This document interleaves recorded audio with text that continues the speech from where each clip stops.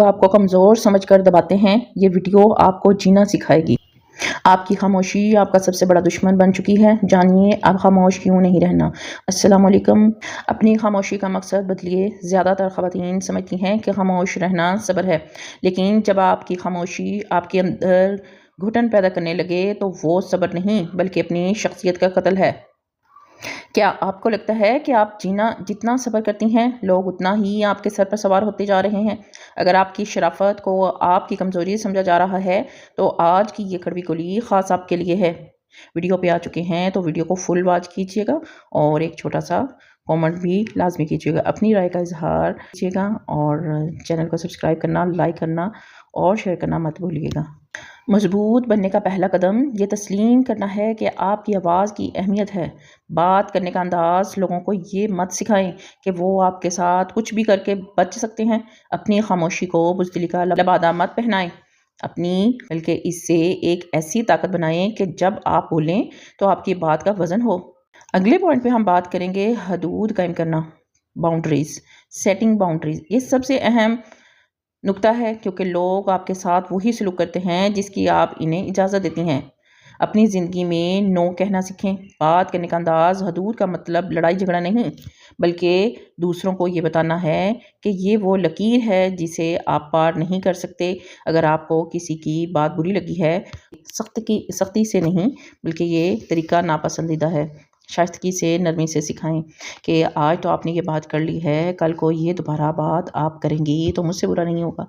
तो उसे आराम से, प्यार से समझाएं। अगर हाँ वो आपकी बाउंड्रीज़ को क्रॉस करे तो फिर आप उसको अच्छे से पूछ लें, मगर सख्ती से नहीं पूछिएगा, क्योंकि ये तरीका लड़ाई झगड़ा नहीं करना। इस्लाम में भी है लड़ाई झगड़ा मत करें, क्योंकि शैतान जो है वो खुला दुश्मन है। जो आपकी हद का एहतराम नहीं करता वो आपकी इज़्ज़त का हकदार भी नहीं है, क्योंकि जो वो आपकी बात नहीं मानेगा तो वो आप उसकी इज़्ज़त क्यों करेंगी। अगला पॉइंट, एतमाद की बहाली।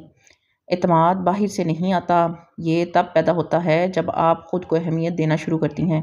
अपनी ही नज़र में अपनी कीमत बढ़ाएं। एतमाद का मतलब चीखना या ऊंचा बोलना नहीं है। पुरएतमाद औरत वो है जो पुरसकून रहकर अपनी बात कहती है और अपनी खूबियाँ और खामियाँ दोनों को कबूल करती है। जब आप ख़ुद को कम तर समझना छोड़ देंगी तो दुनिया की हिम्मत नहीं होगी कि वो आपको नीचा दिखा सके। लोग क्या कहेंगे ये वाला लफ्ज़ छोड़ दें। लोग तो कुछ भी नहीं कहते। लोग तो खुशी में भी खुश नहीं हैं। लोग तो अच्छा काम कर लें तब भी खुश नहीं हैं। लोग तो बातें करने के लिए हैं।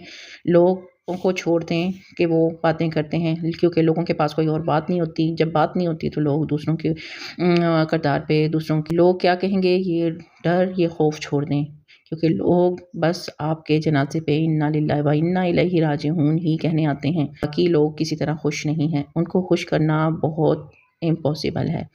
अपनी दुनिया खुद बनाएं, अपने घर वालों की अहमियत रखें, अपने घर वालों को खुश रखें। लोग कहते हैं कि औरत का ज़ेवर खामोशी है, लेकिन याद रखिए जब यही खामोशी आपकी बेबसी बन जाए तो ये ज़ेवर नहीं आपके गले की जंजीर बन जाती है। अगर आप खुद को सस्ता रखेंगी तो ये दुनिया आपको कौड़ियों के भाव खरीदेगी। अपनी कीमत खुद तय करें, वरना लोग आपकी सेल लगा देंगे। लोगों को इतनी इजाज़त हरगिज़ ना दें कि वो आपके घर में दाखिल होकर आपके सुकून का सौदा करें। जिस दिन आपने नो कहना सीख लिया, आधे बदतमीज़ लोग खुद ही आपकी ज़िंदगी से गायब हो जाएंगे। ये जो आप डरती हैं ना, लोग क्या कहेंगे, याद रखिए जब आप तकलीफ़ में तड़प रही होंगी तो यही लोग सिर्फ तमाशा देखेंगे। आपका दर्द बांटने कोई नहीं आएगा। मजबूत बनने का मतलब पत्थर बन जाना नहीं, बल्कि अपनी इज़्ज़त नफ्स की हिफाजत करना है। अगर आज आपने अपनी खामोशी ना तोड़ी तो आने वाली नस्लें भी यही बुज़दिली विरासत में पाएंगी।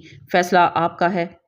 अगर आपको लगता है कि अब बदलने का वक्त आ गया है तो कमेंट्स में स्ट्रॉन्ग लिखें और इस वीडियो को हर इस बहन के साथ शेयर करें जो अपनी खामोशी लोगों की राय से ज़्यादा अपनी ज़हनी सुकून को तरजीह दें। बात करने का अंदाज़, लोग तब भी बातें करते हैं जब आपकी हर बात मानते हैं, और वो तब भी करेंगे जब आप अपने हक के लिए खड़ी होंगी। तो फिर क्यों ना इस बात पर तनकीद ही की जाए जो आपको मजबूत बनाती है। याद रखिए आपकी ज़िंदगी का हिसाब आपने अल्लाह को देना है, लोगों को नहीं।